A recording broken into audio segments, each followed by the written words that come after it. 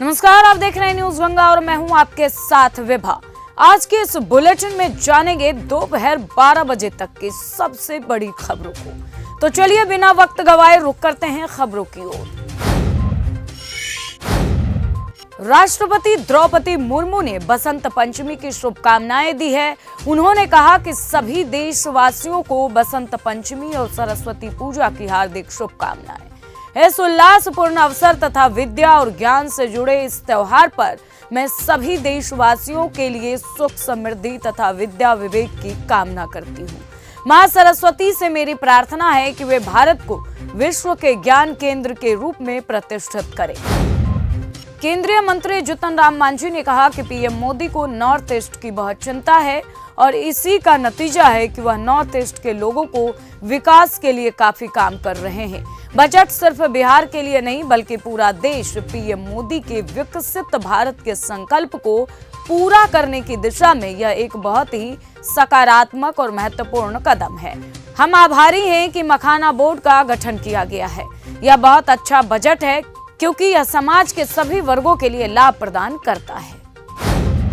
केंद्रीय खेल मंत्री मनसुख मांडविया ने आज भारतीय नौसेना हाफ मैराथन के उद्घाटन संस्करण को हरी झंडी दिखाई है। यह आयोजन जवाहरलाल नेहरू स्टेडियम में आयोजित किया गया है, जिसमें दौड़ का मार्ग इंडिया गेट और कर्तव्य पथ को कवर करता है। 3 दौड़ श्रेणियों में 21.1 किलोमीटर, 10 किलोमीटर और 5 किलोमीटर में 10,000 से ज्यादा प्रतिभागियों के भाग लेने की उम्मीद है, जो इसे सभी क्षमताओं और पृष्ठभूमि के धावकों के लिए एक समावेशी आयोजन बनाता है। आंध्र प्रदेश सरकार ने पूर्व पुलिस महानिदेशक आरपी ठाकुर को राज्य सरकार ने अपना सलाहकार नियुक्त किया है। उन्हें 2 साल के लिए यह जिम्मेदारी सौंपी गई है। राज्य सरकार की ओर से जारी आधिकारिक आदेश में कहा गया है कि आरपी ठाकुर अपने प्रशासनिक अनुभव से सरकार को कानून व्यवस्था और अन्य सुरक्षा मामलों में मार्गदर्शन देंगे। आरपी ठाकुर इससे पहले आंध्र प्रदेश पुलिस के डीजीपी के रूप में सेवाएं दे चुके हैं।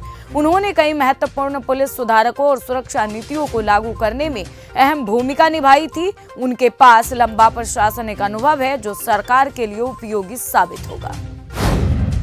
अरविंद केजरीवाल ने मुख्य चुनाव आयुक्त को चिट्ठी लिखी है। नई दिल्ली विधानसभा में आप कार्यकर्ताओं पर हो रहे हमले को लेकर ये चिट्ठी लिखी गई है। केजरीवाल ने चिट्ठी में मांग रखी है कि नई दिल्ली विधानसभा में इंडिपेंडेंट इलेक्शन ऑब्जर्वर नियुक्त किया जाए। राष्ट्रपति भवन परिसर स्थित अमृत उद्यान आज से आम जनता के लिए खोल दिया गया है। यह उद्यान 30 मार्च तक आम जनता के लिए खुला रहेगा। राष्ट्रपति भवन ने बीते शनिवार को यह जानकारी दी है। एक बयान में कहा गया है कि लोग मंगलवार से रविवार के दिन सुबह 10 बजे से शाम 6 बजे के बीच उद्यान में घूमने के लिए आ सकते हैं। मिल्कीपुर विधानसभा सीट भाजपा और समाजवादी पार्टी के लिए अहम बनी हुई है। अखिलेश के इस गढ़ में भाजपा सेंध लगा पाएगी या समाजवादी पार्टी इस सीट पर जीत दर्ज करेगी, ये तो रिजल्ट के दिन ही तय होगा। इससे पहले यह सीट पर होने वाले उपचुनाव में चुनाव प्रचार समाप्त होने के एक दिन पहले यानी कि आज यूपी के मुख्यमंत्री योगी आदित्यनाथ खुद मिल्कीपुर पहुंचे, जहां वे एक विशाल जनसभा को संबोधित करेंगे और भाजपा प्रत्याशी चंद्रभानु पासवान के पक्ष में लोगों से वोट करने की अपील करेंगे।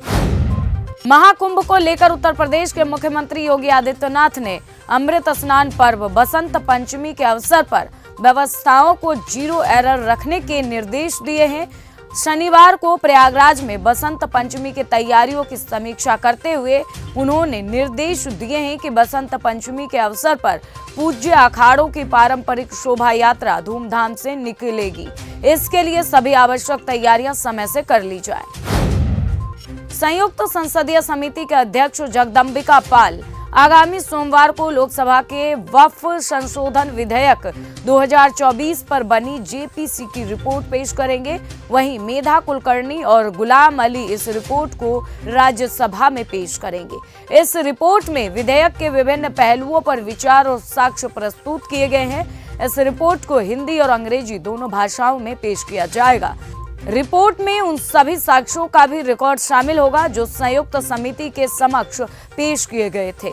यह साक्ष्य विधेयक के प्रावधानों के बारे में विचार विमर्श करने के लिए अहम है और इनका उद्देश्य विधेयक के प्रभावी और न्याय संगत क्रियान्वयन को सुनिश्चित करना है। फिलहाल इस खबर में बस इतना ही। देश और दुनिया की तमाम खबरों को देखने के लिए आप बने रहिए हमारे साथ। नमस्कार।